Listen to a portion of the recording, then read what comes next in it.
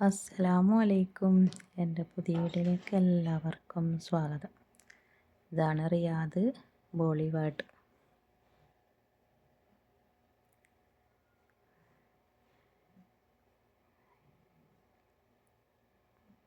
എന്താണ് കൂട്ടുകാരെ വിശേഷം? എല്ലാവർക്കും സുഖമാണോ?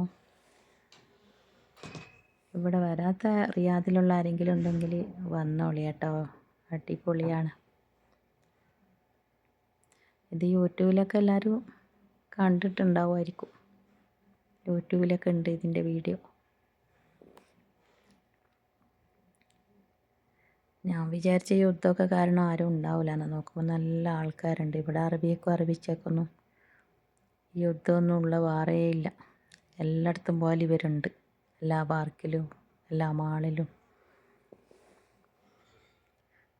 പേടിയുമില്ല, ഒരു കുഴപ്പമില്ല ഇവർക്കൊന്നും.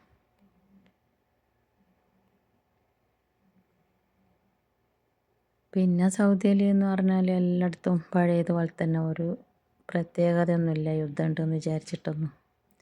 സാധനത്തിനൊക്കെ ഇച്ചിരി വില കൂടുതലുണ്ട്. തേങ്ങക്ക് 10 റിയാലാണ്. ഇതുവരെ 5 റിയാലിൻ്റെ തേങ്ങ 10 റിയാൽ.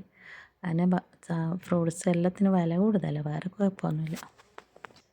ഇതെത്ര നടന്നാലും തീരില്ല കേട്ടോ. ഞാനൊരു ചെറിയൊരു ഭാഗം വീഡിയോ എടുത്തതാണ്.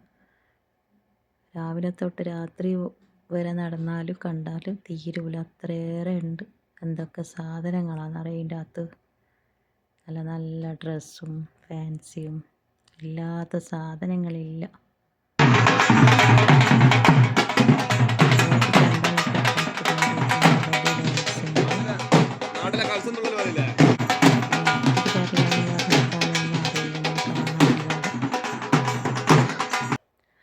ഞാനൊരു കുറേ 2-3 തവണ ഇവിടെ വന്നിന്, എന്നാലും എനിക്കിഷ്ടമാണ് വരാൻ. അത്രയും രസമാണ് കാണാൻ. ഞാൻ കുറച്ച് നടന്ന് കണ്ടതിന് ശേഷം പിന്നെ എനിക്ക് നടന്ന് കാല് കടിച്ചിൽ വന്നപ്പോൾ ഞാൻ പോയി. പിന്നെ വീഡിയോ ആണെങ്കിൽ എനിക്ക് കൂടുതൽ എടുക്കാൻ പറ്റിയില്ല, ചാർജ് തീർന്ന് ഫോൺ ഓഫായിപ്പോയി. ഇനിയിപ്പം വീഡിയോ മൊത്തം ഇട്ടാൽ തന്നെ ആര് കാണാനാ? അത്രക്കായിരം മണിക്കൂർ ഇട്ടാലും തീരൂല, അത്രക്കായിരം ഉണ്ട് പിടിക്കാന്ന് വെച്ചാൽ. ഇതന്നെ ഞാൻ കുറച്ച് പകുതിയാക്കിയിട്ട് ഇട്ടത്, പകുതി പിന്നെ ഇടാമെന്ന് വിചാരിച്ചു.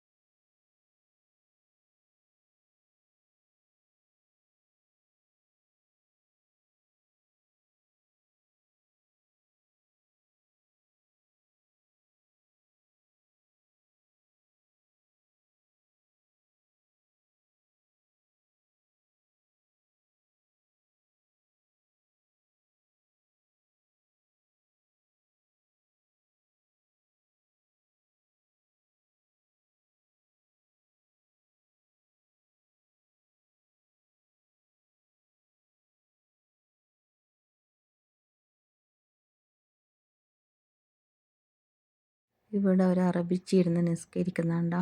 ഇവർക്ക് അങ്ങനെയാണ്.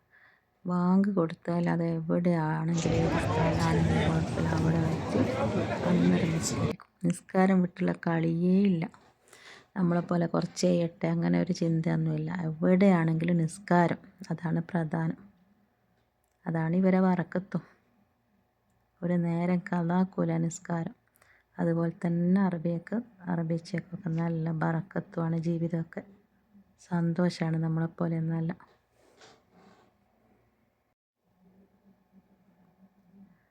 പകലങ്ങനെ പുറത്തൊന്നും ഇറങ്ങൂല. രാത്രി ഇവർ 1 മണി 12:30 മണി വരെയൊക്കെ മാളിലും പാർക്കിലും അവിടെ ഇവിടെയൊക്കെ ജീവിതം ശരിക്കും ആസ്വദിക്കുന്ന ഇവരാണ്.